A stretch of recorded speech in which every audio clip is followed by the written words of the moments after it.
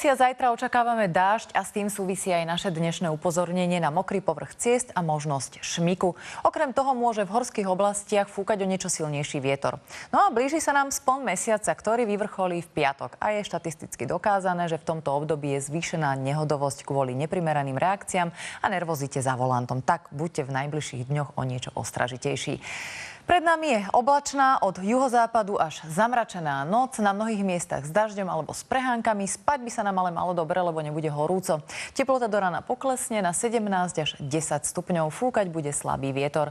Uprostred týždňa budeme mať trochu zamračené a upršané počasie, čo určite záhradkárom prekážať nebude. Možno budú šomrať trošku dovolenkári, ale všetkým sa vyhovieť nedá.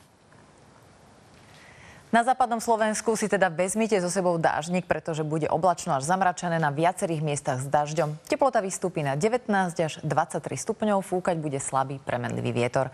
Taký istý vietor bude fúkať aj na strednom Slovensku, aj tu bude obloha väčšinou zamračená a na mnohých miestach aj upršaná. Na severe vystúpi denná teplota na 17 až 19 stupňov, na juhu sa oteplí do 22 až 23. Ani na východe našej krajiny si zajtra slnečných lúčov veľmi neužijete, práve naopak, obloha to bude oblačná až zamračená. Na viacerých miestach s dažďom teplota vystúpi od 17 stupňov na severe do 22 až 23 na juhu krajiny. Vietor bude tiež iba slabý.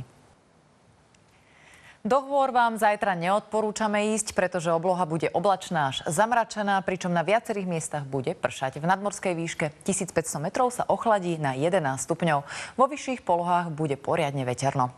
Vo štvrtok už bude v horských oblastiach krajšie počasie. No a bio zostáva zajtra opäť na trojke, teda stále zostávame pod vplyvom miernej záťaže. A poďme na ďalšie dni.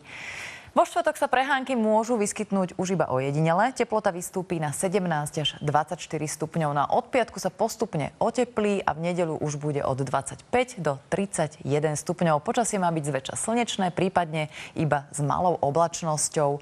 V nedeľu s lokálnymi prehánkami alebo s búrkami, takže už teraz si môžete urobiť nejaký program pokojne aj pod holým nebom.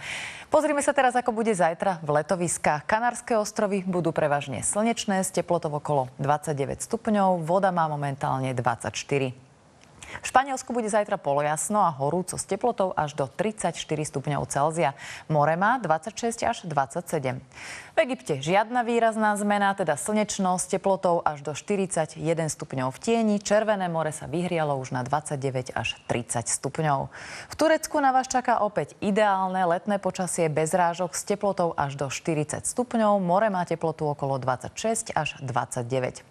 V Chorvátsku aj zajtra hrozia nejaké ojedinelé prehánky, ale pravdepodobne sa budú vyskytovať iba na Istrii. Teplota sa bude pohybovať od 31 do 34 stupňov. Jadran má momentálne 26 až 27 stupňov. V Karibiku môžu byť lokálne prehánky a búrky z tepla. Teplota tu vystúpi na 30 až 36 stupňov a teplota vody má zhruba 28 až 31. Z počasia je to všetko. Dnes večer sa na Markíze určite dočkáme nejakej šťavnatej hádky v zámene manželiek, ktorá začína už o chvíľu. Tak vám želám príjemné sledovanie a dovidenia ešte aj zajtra.